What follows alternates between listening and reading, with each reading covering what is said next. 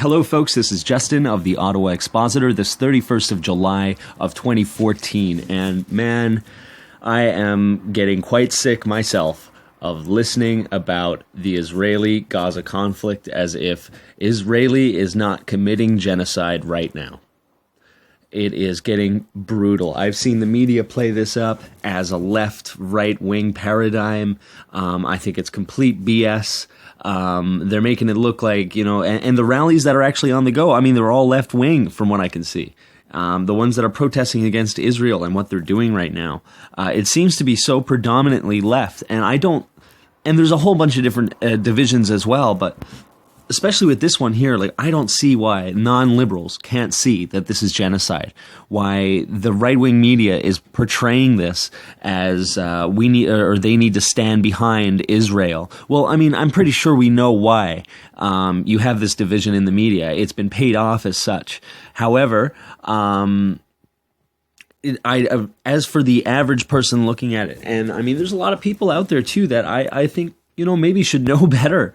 That are defending Israel or saying that, both are, because I'm a firm believer that both sides on this, I mean, if they're trying to kill innocent people, I mean, that's horrible on either side. One life lost, especially an innocent one, is a horrible thing.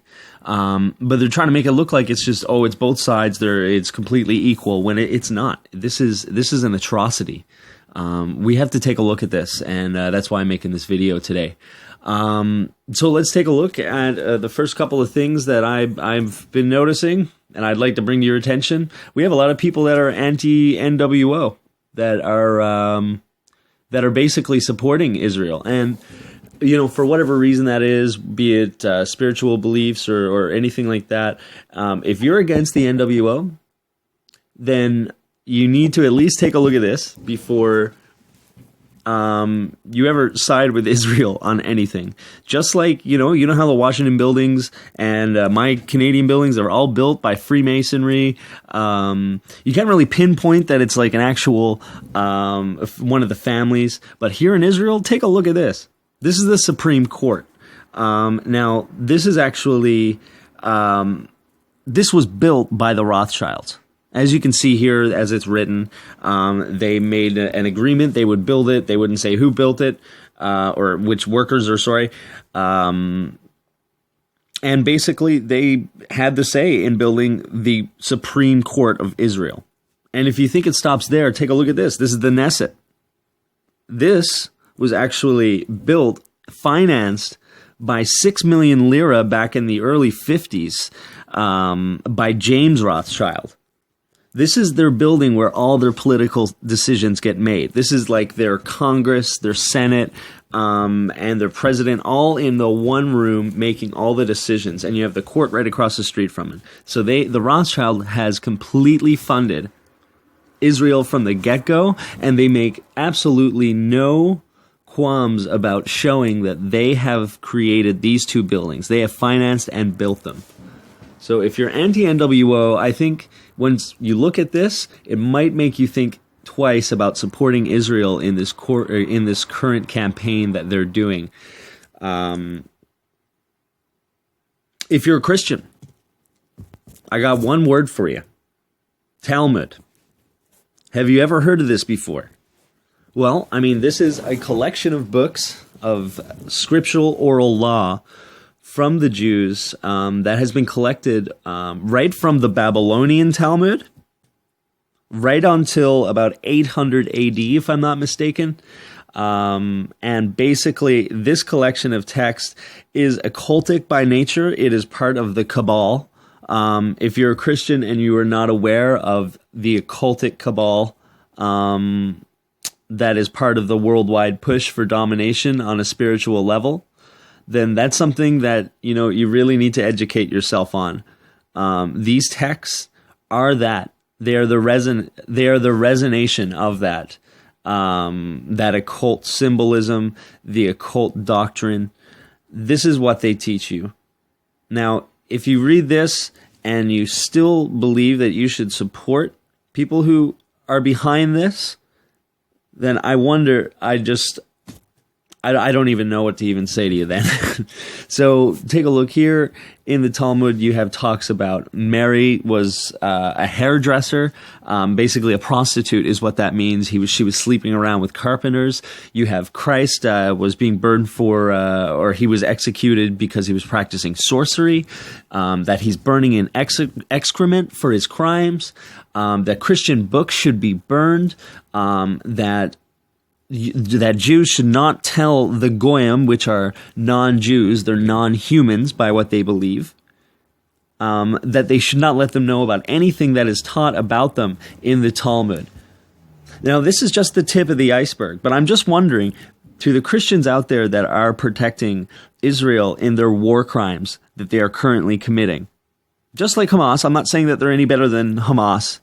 It's all concocted anyways.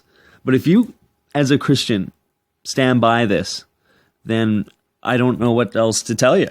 I really don't. The next thing too, and I'm probably, you know what, I'm gonna get called an anti-Semite, right? Because obviously, if I'm gonna criticize what Israel's doing to the Palestinian people, of course I'm gonna hear I'm an anti-Semite. And here's the funny thing: like, almost half of the Israeli Jews, they're not even Semite, okay? They're what's called Ashkenazim, okay? They're Ashkenazi Jews. They originate from Eastern Europe. And if you take a look here, they've tried to assert that they came from one of the tribes. There's no real evidence that's pushed this down that they're from anywhere other than Eastern Europe and the Caucasus. You know, they're not even Semite. And I'm pretty sure they know this. So what's going on? Anytime you say anything about Semites, you must be against all Jews. You must be against the Semitic people. Well, here's what Semite came from. It came from Genesis.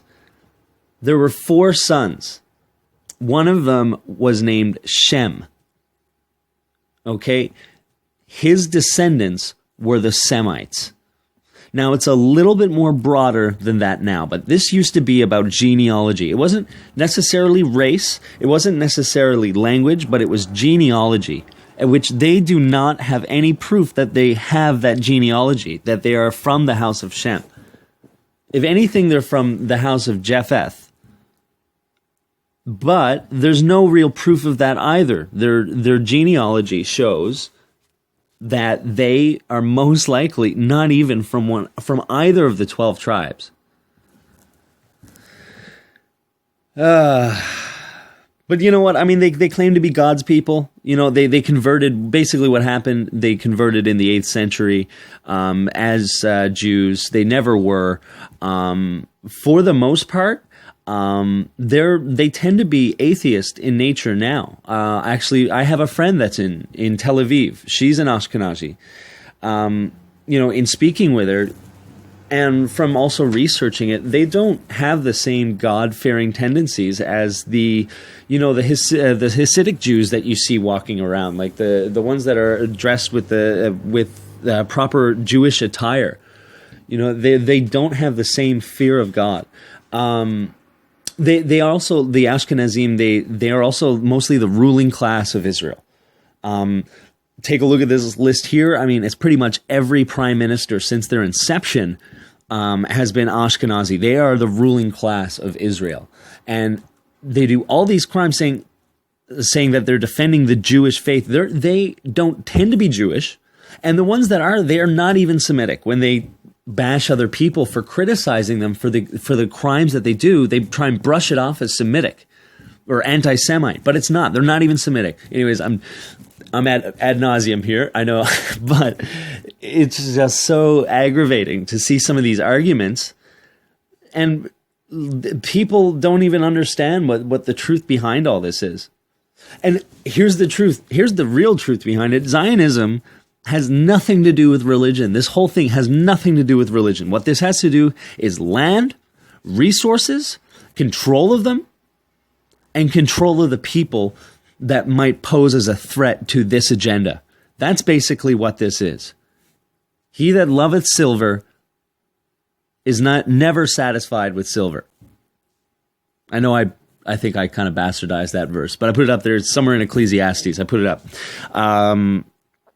That's what this is. This is about greed. This is about settling where there have been clear agreements of where is where.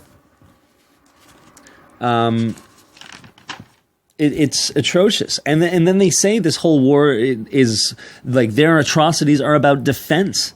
Well, let's take a look at those numbers.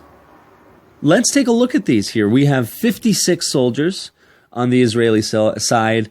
We have 2 civilians and 1 Thai worker killed. Now, once again, I'm going to stress that every life is precious, that no matter how low the number is comparatively to others, this is a horrible, horrible circumstance that is happening, that people are actually dying on either side, okay?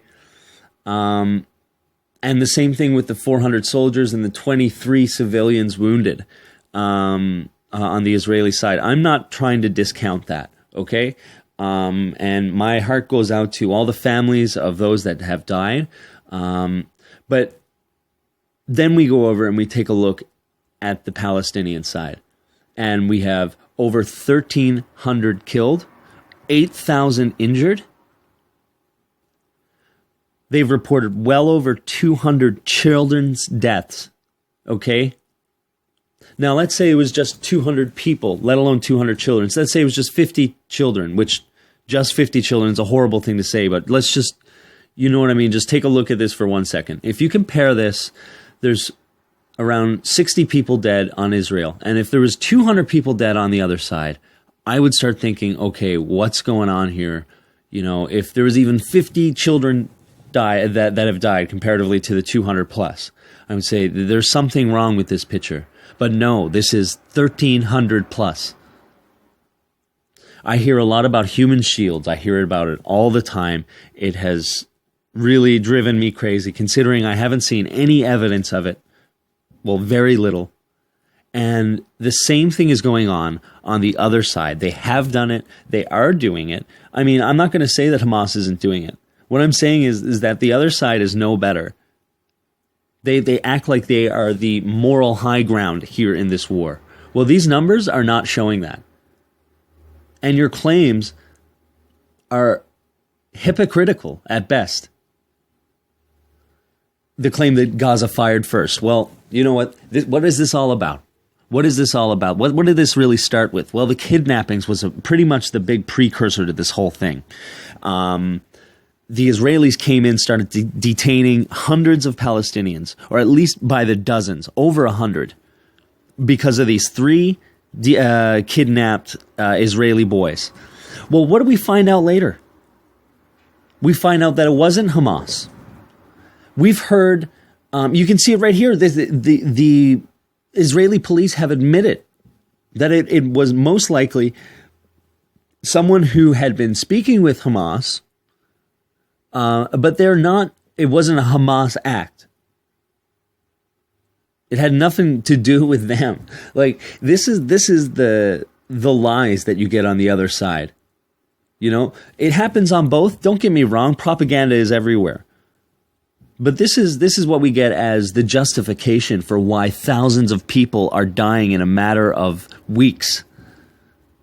Not thousands, sorry, hundreds of, over 1,000 people dying. This has to stop. This is ridiculous.